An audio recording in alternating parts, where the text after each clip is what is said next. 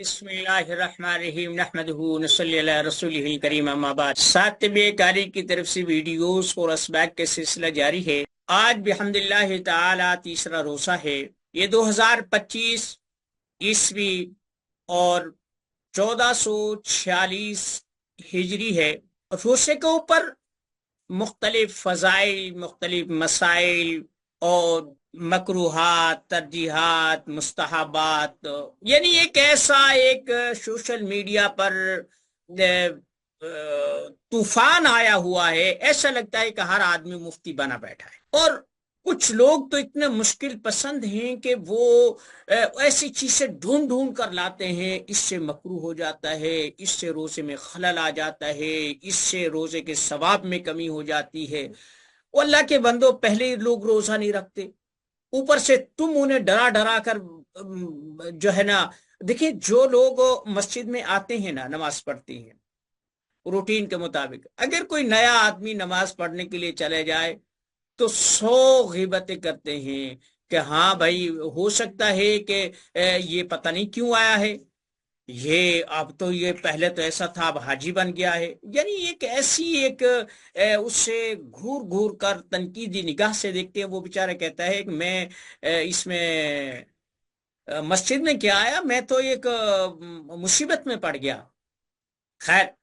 किस्सा मुख्तसर ये कि रमजान के भी ऐसे ही मसाइल, फजाइल, मकरूहात, तरजीहात और मामलात, और इससे सवाब में इजाफा है, ये कर लो वो कर लो। और फिर एक और कसर ये रख दी कि फलां रोजे में ये वजीफा पढ़ोगे तो ये मिलेगा, फलां तारीख को ये करोगे तो ये हो जाएगा, फलां फलां रोजे को ये नवाफिल पढ़ोगे, उसमें ये सूरतें पढ़ोगे तो तुम्हें ये। यार, कैसी वाहियात बातें हैं। इनका किसी के पास कोई सबूत है? बस लोग लगे हुए हैं, इतनी तस्वीरें कर लो, फुला रोसे में ये हो जाएगा, ये पढ़ लो ये हो जाएगा। यार, कितनी वाहियात। भाई, सीधी सी बात है, तौबा इस्तगफार करो, दरूद पाक का, कुरान करीम का विर्द करो, और अल्लाह के नाम है उन्हें करो, नवाफिल जो भी कुछ हो सकता है करो। लेकिन ये स्पेसिफिक, ये चीज ऐसे हो जाए, ये चीज ऐसे हो जाए, इससे हमें बहुत ज्यादा नुकसान पहुंचा है।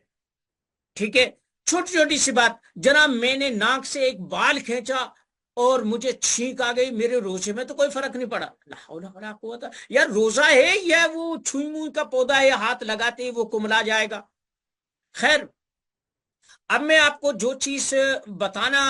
चाहता हूं कि रोजे में इंसानी जिस्म पर कौन सी तब्दीलियां रूनुमा होती हैं।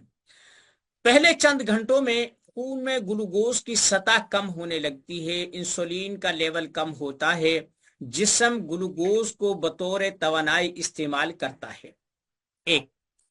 फिर 8 से 12 घंटा का जो वक्फा है, इसमें ग्लूकोज की सतह मजीद कम होती है। जिस्म तवानाई के लिए जो ग्लूकोज के जखायर होते हैं, इसे ग्लूकोज के जो मुख्तलिफ जिस्म में जखायर होते हैं, स्टॉक होता है, उन्हें वो इस्तेमाल करना शुरू कर देता है। 12 से 16 घंटे जिस्म की चर्बी को तोड़कर तवानाई हासिल करने लगता है, और एक ऐसी चीज का आगाज होता है जिसमें इंसुलिन की सतह मजीद कम हो जाती है। और 16 से 24 घंटे चर्बी बतौर ईंधन इस्तेमाल होने लगती है, जिस्म में सोजिश कम होती है और ऑटोफिजी का आगाज हो जाता है। 24 से 48 घंटों में ये जो खराब खुलिये होते हैं, जो बीमारी का सबब बनते हैं, जिस्म को बोझल करते हैं, ये खत्म होना शुरू हो जाते हैं, और इसमें हार्मोनी तब्दीलियां पैदा होना शुरू हो जाती हैं। 48 से 72 घंटे कुव्वत मुदाफियत मजबूत होती है, नए खुलिये बनने लगते हैं, जहनी वजाहत में इजाफा होता है। ये एक ऐसा है कि जिससे हम इसमें रोसे में जिसे हम बतौर احسان کے، اللہ کے احسان کے ہم تابع ہو۔ اب اصل معاملہ یہ ہے کہ روزے کی تو یہ فضیلت ہے، یہ ملتی کب ہے؟ دیکھیں، جب ہم کھانا کھاتے ہیں، ہمارا جسم اس کھانے کے کئی حصے کرتا ہے، استحالہ ہوتا ہے، نظام ہضم ہمارا منہ میں نوالا جاتے ہی شروع ہو جاتا ہے اور کام اس کا شروع ہو جاتا ہے۔ جب یہ تھوک ہوتا ہے نا، یہ جب نوالے کو نرم کرتے ہیں تو سب سے بنیادی ہاضمے کے لیے اس تھوک کا کھانے میں شامل ہونا ضروری ہے۔ چبا کر کھائیں۔ کیوں لوگ کہتے ہیں جتنا آپ زیادہ چبائیں گے اتنا یہ جو لعاب دہن ہے یا اس میں جو انزائم ہے، جو اس میں قدرت نے مواد پیدا کر دیا ہے، یہ اتنا ہی زیادہ پیدا ہوگا اور جو لقمہ ہوگا وہ بالکل دودھ کی شکل میں آ جائے گا۔ یار زیادہ مت کرو، ایک لقمے کو کم از کم ایک دانت کے لیے ایک دفعہ چبا لو، یعنی 32 دانت ہے ایک لقمے کو، جو آدمی 32 دفعہ چبا لے گا اس آدمی کے ہضم میں کبھی کوئی فطور پیدا نہیں ہوگا، کیونکہ وہ ہضم تو منہ میں ہی کر چکا ہے۔ اچھا، اس کے بعد پھر یہ درجہ بدرجہ مرری سے معدے میں جاتا ہے، جتنا اس سے استحالہ شدہ مواد ملتا ہے وہ اتنی جلدی اسے پروسیس کر لیتا ہے، پھر اس میں وہ دوبارہ سے پکتا ہے، پھر یہ معدے سے مختلف جو ہے نا چیزیں ہوتی ہیں، کچھ تلی اپنا جو جھاگ وغیرہ کثافت ہوتی ہے وہ، پھر کیموس کیروس وغیرہ وغیرہ کر کے پھر اس میں، یعنی ایک ایسا پیچیدہ نظام ہے کہ جسے قدرت ہی سمجھ سکتی ہے، میڈیکل یا طب آج تک نہیں سمجھ سکی۔ ترجیحات ہیں، توجیحات ہیں، تفہیمات ہیں، لیکن حقائق کسی کے پاس نہیں ہے۔ اب ہوتا کیا ہے کہ جو جسم جتنا محنت کرتا ہے غذا کی اتنی ہی زیادہ مقدار وہ جذب کرتا ہے،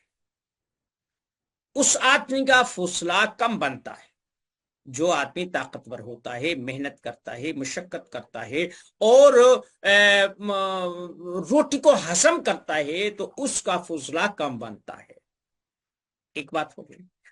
اب اس میں اگر ہم نے 8-10 گھنٹے کے بعد 12 گھنٹے کے بعد کھانا کھایا تو پھر آپ جو ہے نا سمجھے گا آپ کا جسم آپ کی آٹومیشن کر رہا ہے اور یہ آٹو طریقے سے اس کی ریپیئرمنٹ میں لگا ہوا ہے، آپ کو ادویات کی بہت کم ضرورت ہوتی ہے۔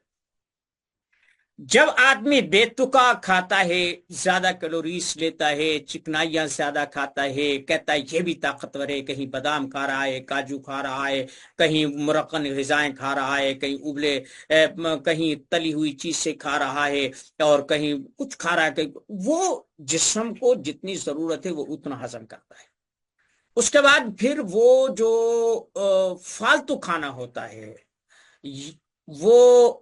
نظام ہضم کو بہت سارا ڈسٹرب کرتا ہے۔ مثلا اگر آپ زیادہ گوشت کھاتے ہیں، کھا تو آپ لیں گے لیکن جو گردوں پر مشقت ہوگی وہ آپ تصور بھی نہیں کر سکتے۔ جو آدمی جتنا بھنوا گوشت کھاتا ہے، کڑھائی کھاتا ہے، اسپائسی کھاتا ہے، اگر وہ اس مقدار میں پانی نہیں پیتا تو گردے چیخنے لگ جاتے ہیں، گردے درد کرنا شروع ہو جاتے ہیں، گردوں میں انفیکشن ہونا شروع ہو جاتی ہے، سوزش ہونا شروع ہو جاتی ہے۔ خیر، اس کے بعد جب یہ نظام ہضم مثلا ایک چیز کا وقت ہے 3 گھنٹے 4 گھنٹے وہ معدے سے ہضم ہو کر نیچے اترتا ہے، اگر اس سے پہلے آپ نے کوئی غذا کھا لی تو طبیعت پہلی غذا کو فالتو سمجھ کر دھکیل دیتی ہے اور جو یہ نئی غذا کھائی ہے اس کی طرف متوجہ ہو جاتی ہے۔ جب وہ کچی غذا ہمارے جسم میں جاتی ہے تو وہ پھر فساد پیدا کرتی ہے، تبخیر پیدا کرتی ہے اور نظام ہضم کو وہ ہلا کر رکھ دیتی ہے۔ اور پھر اگر وہ کہیں چلی بھی جائے تو پھر یہ پیٹ بڑھنا شروع ہو جاتا ہے، انسان بھدا ہوتا ہے، اس کی چہرے کی خوبصورتی جو ہے نا وہ بھوبلے پن میں تبدیل ہو جاتی ہے، چلنے میں سا چڑھتا ہے، وہ دیکھنے میں اس ڈیل ڈول اچھی ہوتی ہے لیکن وہ چلنے سے بھی آوازار ہوتا ہے، پیٹ ایسا ہوتا ہے کہ جیسے پورے گاؤں کی کمیٹی اس میں ڈال دی گئی ہو۔ خیر، روزے کا مقصد یہ ہے کہ آپ افطاری میں اتنی غذا کھائیں جتنی کہ عام دنوں میں آپ استعمال کرتے ہیں، خاص لوازمات اس میں مت کریں۔ یہ جو تصور ہے بھوک لگے گی، پیاس لگے گی، روزہ لمبا ہے، دن لمبا ہے، محنت مشقت ہے، یہ ساری چیز ہے، ہم تو بے جان ہو جائیں گے، کمزور ہو جائیں گے، نہیں بھائی، ایسا کچھ نہیں ہے۔ جسم جب جتنی خوراک ہے اتنا آپ کھاتے ہیں اسے ہضم کرتا ہے، جب وہ ہضم کر لیتا ہے تو اسے تو کیونکہ ضرورت ہے مزید غذا کی یا مزید اس ایندھن کی جس سے وہ اپنی ضرورت کے لیے استعمال کر سکے، وہ پھر فضلات کو کھانا شروع کر دیتا ہے۔ ہمارے مفتی صاحب، ان کا اللہ بھلا کرے، نام ہے احسان احمد حسینی صاحب، انہوں نے مجھے اس بارے میں سوال کیا تھا اور کہا تھا کہ آپ کوئی وقت دیں، تو موسٹ ویلکم، میں انہیں وقت دینے کے لیے تیار ہوں۔ وہ کوئی لائیو پروگرام کرنا چاہتے ہیں سوال و جواب کے، میں نے کہا ٹھیک ہے۔ ان کا سوال تھا کہ کینسر یا دوسرے امراض میں روزہ کیسے مستفید کرتا ہے، انسان کو کس طریقے سے فائدہ پہنچاتا ہے۔ تو میاں بات یہ ہے کہ جب آپ روزمرہ کی جو غذا ہے وہ کھائیں گے، آپ کھاتے ہیں، صبح آپ نے ناشتہ کیا، دوپہر 12 بجے آپ نے پھر کھانا کھایا، آپ کا جسم ہے کہ وہ صبح کا بھی عادی ہے، دوپہر کا بھی عادی ہے، اور پھر شام کو بھی کھایا،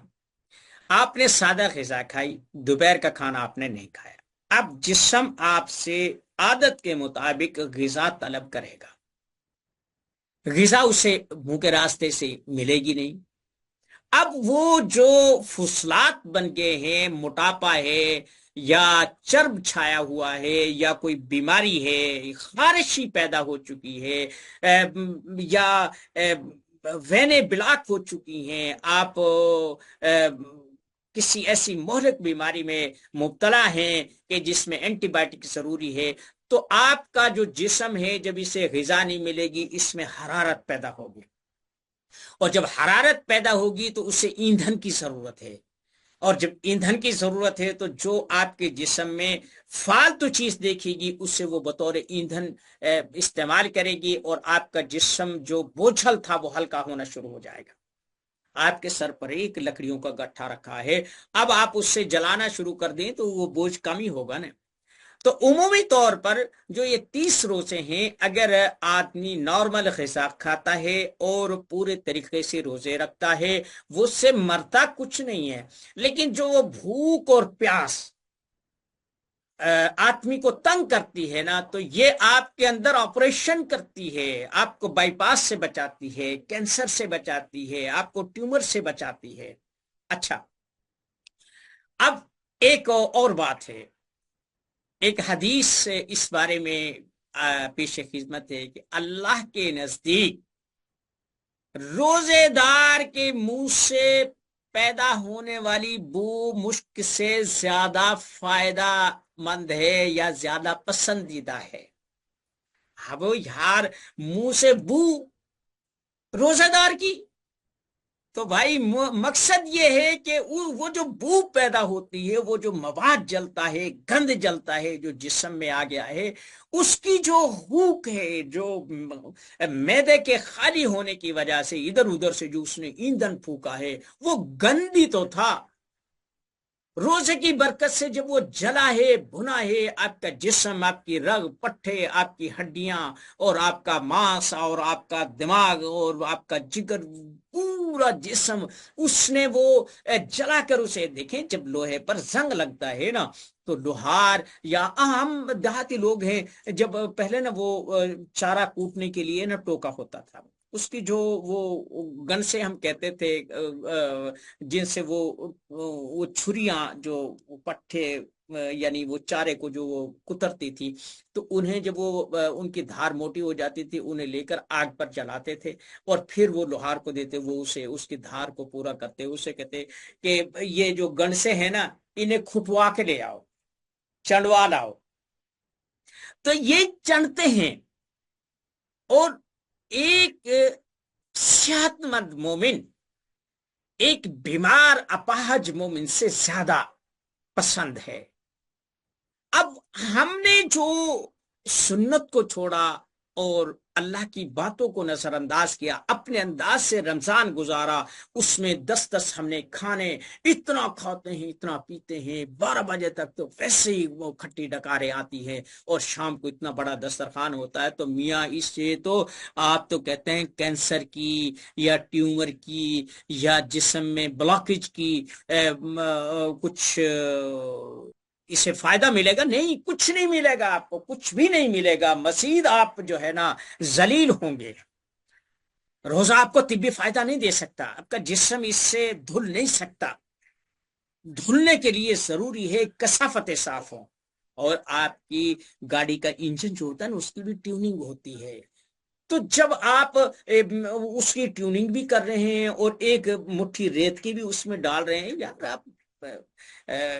تو یاد رکھیں، اگر آپ نے رمضان کو برکات،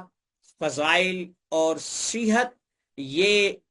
فوائد آپ نے حاصل کرنے ہیں، تو پھر آپ کو وہی مسنون غذا اور وہی مسنون طریقہ، وہی مسنون سحری اور وہی مسنون افطاری اپنانی ہوگی۔ پھر دیکھتے ہیں یہ روزہ کیوں فائدہ نہیں دیتا، یہ روزہ ہمیں صحت مند کیوں نہیں کرتا، پھر دیکھتے ہیں کہ ہمیں جو روزے کی فضیلت ہے وہ کیوں حاصل نہیں ہوتی، پھر ہم دیکھتے ہیں ہمیں تقوی کیوں نہیں ملتا، پھر ہم دیکھیں گے کہ نماز میں ہمیں نشاط اور رغبت کیوں نہیں ہوتی، پھر ہم دیکھیں گے کہ ہمارے جسم میں توانائی کیسے نہیں آتی، ہم دیکھیں گے کہ روزے کے بعد پھر آدمی 11 مہینے کیسے تندرست رہتا ہے۔ یہ فضولیات ہیں بھائی، یہ رزق میں برکت ہو گئی ہے، رزق میں اضافہ ہو گیا ہے، اور آپ اتنا کھاؤ، یہ کرو وہ کرو۔ اور بھائی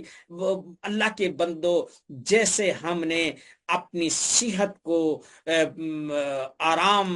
اور آرام طلبی کی بنیاد پہ اسے برباد کر لیا ہے، دیکھیں قدرت دونوں ہاتھوں سے تقسیم نہیں کرتی، کسی کو میدہ دیتی ہے، کسی کو روٹی دیتی ہے۔ جو آدمی خود کام کرے گا، اس جسم کو کام لے کر آئے گا، اسے انعام کے طور پر صحت ملے گی۔ اور جو آدمی اٹھالہ، ہڈ حرام اور یوں سمجھے کہ نوکر چاکروں کی بنیاد پر زندگی بسر کرے گا، تو اس کا نتیجہ بیماریوں کی صورت میں نکلے گا۔ وہ کام نہیں کرے گا، پھر اسے جم جانا پڑے گا، دوڑ لگانی پڑے گی، اور اسے شوگر کنٹرول کرنے کے لیے 10 کلومیٹر تک واک کرنا پڑے گا۔ اگر تم کام کرو، گھر کا کام کرو، اپنی زندگی کی ایسی ترتیب بنا لو کہ آپ کی جو غذا ہے وہ کام میں آ جائے، آپ کے جسم میں لگ جائے، تو پھر آپ کو دوائیوں سے بھی نجات ملے گی، اور صحت میں بھی رغبت و نشاط ہوگا، اور زندگی بھی بہتر انداز میں گزار سکیں گے، اور محتاجی سے بھی بچے رہیں گے۔ وما علینا الا البلاغ المبین۔